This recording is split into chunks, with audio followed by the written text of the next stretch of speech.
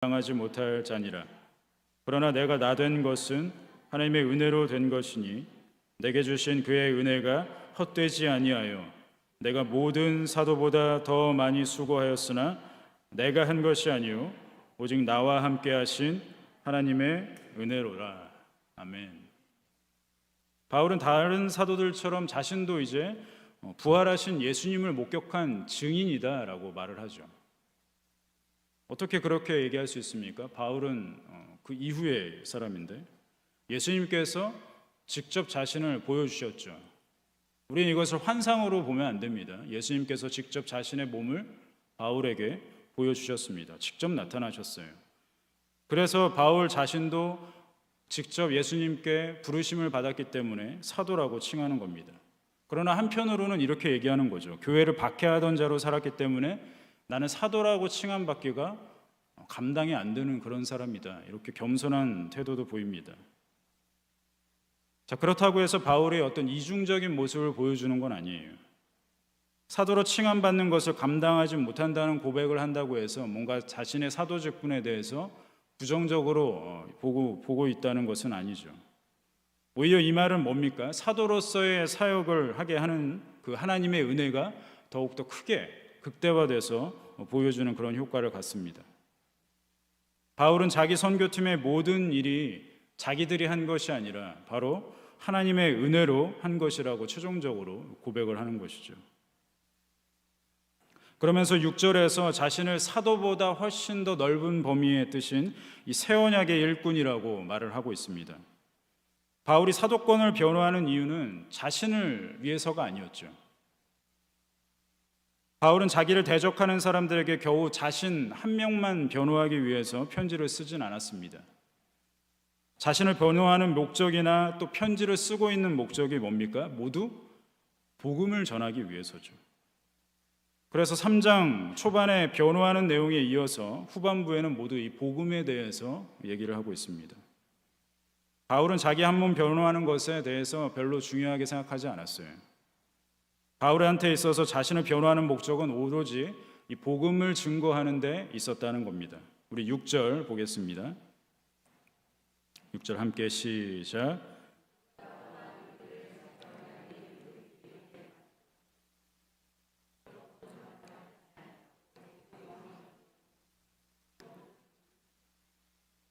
영은 살리는 것이니라.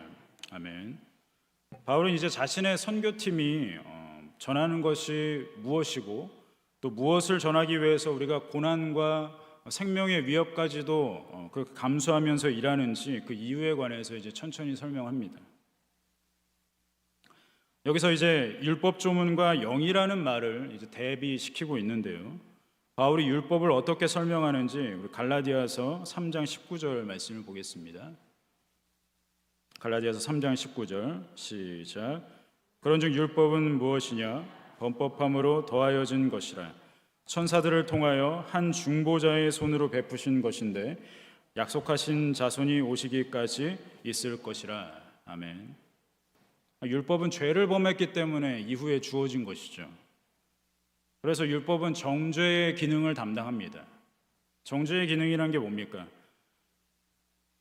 죄를 지었을 때 그것이 죄인 것을 깨닫게 해주시는 그런 기능인 거죠. 반대로 율법이 없으면 죄를 지어도 어떻게 되는 거예요? 죄를 지은 줄 모르는 거죠. 그게 율법의 역할입니다. 자, 그런데 율법의 유효기간이 있다라는 것도 이야기를 하고 있습니다. 율법은 약속하신 자손이 오시기까지만 있을 거다 이렇게 얘기하는 것이죠. 약속하신 자손은 예수님이시죠. 그러니까 율법은 철저하게 구약 백성을 위해서만 존재하는 것이었고 또 율법의 역할은 어디까지입니까? 예수님이 오시기 전까지만 한정되는 것이죠. 그래서 바울은 율법을 예수님께 인도하는 초등교사다 이렇게 갈라디아서에서 얘기하는 것이죠. 바울이 율법 조문을 죽이는 것이라고 표현한 이유는 또 보겠습니다. 갈라디아서 3장 10절과 11절입니다. 갈라디아서 3장 10절과 11절 함께 시작.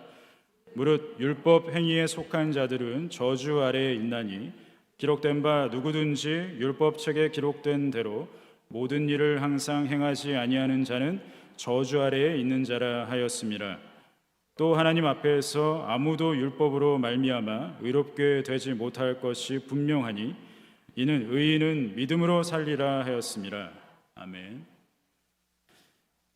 자, 사람들이 흔히 율법을 보면서 오해하는 사실이 하나 있습니다. 율법이 마치 어떤 한계를 갖고 있다고 생각하는 거예요. 율법 자체가 어떤 한계가 있으니까 예수님이 오셔야 완성되는 거다, 이렇게 보는 거예요. 이런 생각은 구약의 율법을 완전히 오해해서 생각하는 겁니다. 율법은 하나님의 말씀이죠. 하나님의 말씀이기 때문에 그 자체로 불완전할 수가 없습니다. 완전한 것이죠. 구약의 율법도 하나님의 말씀이기 때문에 완전한 것이라는 겁니다. 자, 그러면 바울이 말하는 건 뭡니까? 의도가 뭐예요? 바울이 지적하는 율법의 한계는 그 율법을 온전히 지킬 사람이 하나도 없다라는 걸 말하고 있는 겁니다. 율법이 불완전한 것이 아니라 그것을 지키는 사람이 불완전하기 때문에 율법의 역할이 그것까지만이다라고 얘기하는 거예요. 그래서 하나님 앞에서 아무도 율법으로는 의롭게 될 수 없다라고 이야기를 하는 것이죠. 그래서 율법 아래에 있는 상태를 뭐라고 합니까? 저주의 상태라고 말하는 겁니다. 우리는 구약 백성들이 율법을 어겨서 죽었던 사례들을 얼마나 많이 봤습니까? 우리 얼마 전까지 큐티했던 그런 본문 민수기 말씀에서도 얼마나 많은 사람들이 율법을 지키지 않아서 불순종해서 죽임을 당했습니까? 그게 바로 어떤 상태라는 겁니까? 율법 아래에 있는 저주의 상태라는 거예요. 왜요? 율법을 지켜서 온전하게 하나님 앞에 순종할 사람이 하나도 없기 때문에 그런 것이죠. 자, 율법의 역할이 그렇다고 해서 바울이 율법이 전혀 가치가 없는 것이라고 말하진 않습니다. 우리 7절, 오늘 본문 7절부터 11절입니다. 7절부터 11절 함께 시작. 돌에 써서 새긴 죽게 하는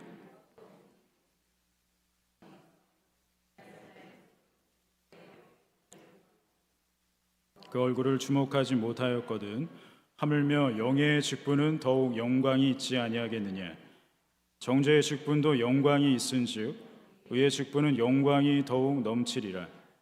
영광되었던 것이 더 큰 영광으로 말미암아 이에 영광될 것이 없으나 없어질 것도 영광으로 말미암았은즉 길이 있을 것은 더욱 영광 가운데 있느니라.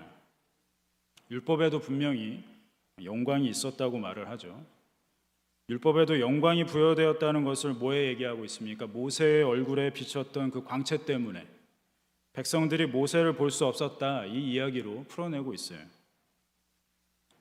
그렇지만 이제는 새 언약이라는 더 큰 영광이 도래했기 때문에 율법의 영광은 지나간 것이 되었다, 이렇게 말을 하고 있는 겁니다. 바울은 이스라엘 백성들이 율법의 저주 아래에 있는 상황을 모세의 얼굴을 가렸던 그 수건에 비유하고 있습니다. 우리 본문 14절 15절 읽겠습니다. 14절 15절 함께 시작. 그러나 그들의 마음이 완고하여 오늘까지도 구약을 읽을 때에 그 수건이 벗겨지지 아니하고 있으니 그 수건은 그리스도 안에서 없어질 것이라. 오늘까지 모세의 글을 읽을 때에 수건이 그 마음을 덮었도다. 아멘. 이 출애굽기 34장을 보면 이제 모세가 시내산에서 내려왔을 때 얼굴에서 광채가 난 사건이 기록되어 있습니다. 모세는 자신의 얼굴에 광채가 났던 이유를 하나님께서 자신에게 말씀하셨기 때문에 그 말씀으로 인해서 자신의 얼굴에 광채가 생겼다, 이렇게 기록했어요. 또 광채는 하나님의 임재 자체를 상징하는 것입니다.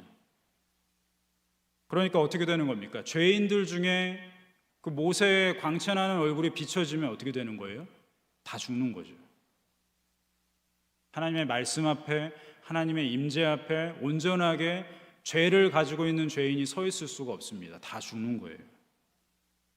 그래서 모세는 어떻게 합니까? 자신의 얼굴에 빛나는 그 광채를 숨기는 거죠. 뭘로요? 수건으로. 베일 아시죠? 베일. 모자 이렇게 쓰면 이렇게 얼굴을 가려주는 그 베일. 베일이 바로 그 수건입니다. 모세는 얼굴의 광채를 수건으로 가려서 이스라엘 백성들을 죽지 않게 보호한 거예요.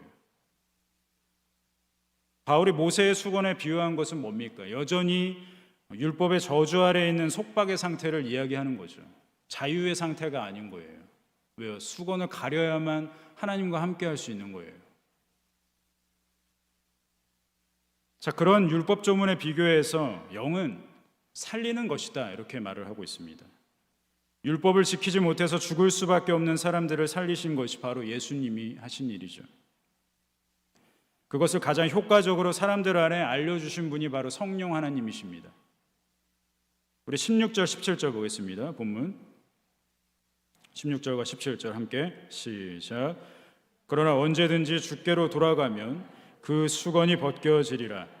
주는 영이시니 주의 영이 계신 곳에는 자유가 있느니라. 아멘. 이 말씀을 다시 출애굽기 34장과 연결해서 보겠습니다.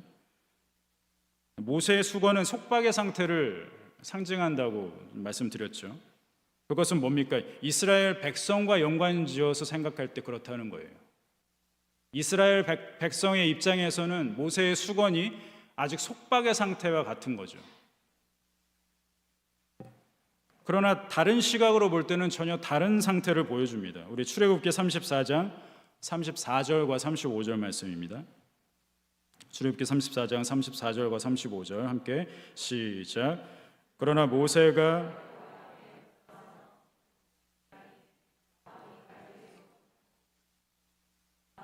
그 명령하신 일을 이스라엘 자손에게 전하며 이스라엘 자손이 모세의 얼굴의 광채를 보므로 모세가 여호와께 말하러 들어가기까지 다시 수건으로 자기 얼굴을 가렸더라. 자, 이 말씀을 보시면 어떻습니까? 모세가 계속해서 수건으로 가리고만 있었던 건 아니었죠. 수건이 벗겨질 때가 있었습니다. 언제입니까? 까먹으셨죠? 34절 다시 보겠습니다. 34절 시작. 그러니 모세가 여호와 앞에 들어가서 함께 말할 때에는 나오기까지 수건을 벗고 있다가 나와서는 그 명령하신 일을 이스라엘 자손에게 전하며, 하나님 앞에 들어가서 함께 말할 때는 수건을 벗고 있는 거죠. 수건으로 가릴 필요가 없죠. 하나님과 온전하게 대면하는 겁니다. 오늘 본문 16절과 17절의 상태가 그런 상태라는 거예요. 수건이 상징하는 율법의 저주 아래의 속박의 상태를 벗겨주셨기 때문에, 예수님께서 벗겨주셨기 때문에 수건을 벗을 수 있다, 이렇게 말을 하는 것이죠. 모세가 수건을 벗고 하나님과 대면하여 대화한 것을 빗대서 바울은 주의 영이 계신 곳에는 자유가 있다, 이렇게 선포하는 거예요. 아멘. 하지만 어떻습니까? 여전히 마음이 완고한 거예요. 딱딱한 거죠. 완고하다는 딱딱하다는 뜻입니다. 그런 상태라면 주님께서 주시는 자유를 맛볼 수가 없죠.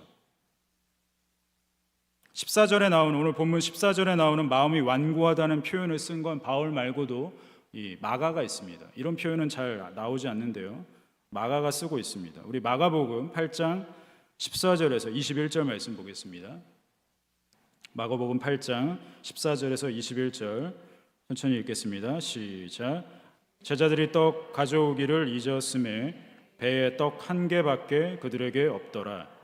예수께서 경고하여 이르시되 삼가 바리새인들의 누룩과 헤롯의 누룩을 주의하라 하시니 제자들이 서로 수군거리기를 이는 우리에게 떡이 없음이로다 하거늘 예수께서 아시고 이르시되 너희가 어찌 떡이 없음으로 수군거리느냐 아직도 알지 못하며 깨닫지 못하느냐 너희 마음이 둔하냐 너희가 눈이 있어도 보지 못하며 귀가 있어도 듣지 못하느냐 또 기억하지 못하느냐 내가 떡 5개를 5,000명에게 떼어줄 때에 조각 몇 바구니를 거두었더냐 이르되 12이니이다 또 7개를 4,000명에게 떼어줄 때에 조각 몇 광주리를 거두었더냐 이르되 7이니이다 이르시되 아직도 깨닫지 못하느냐 하시니라. 여기 17절의 마지막 부분, 마음이 둔하냐, 이 둔하다라는 뜻이 바로 마음이 딱딱하다라는 뜻입니다. 예수님께서 제자들에게 주의하라고 말씀하시죠. 누굴 주의하라고 말씀하십니까? 바리새인들과 헤롯을 주의하라고 말씀하십니다.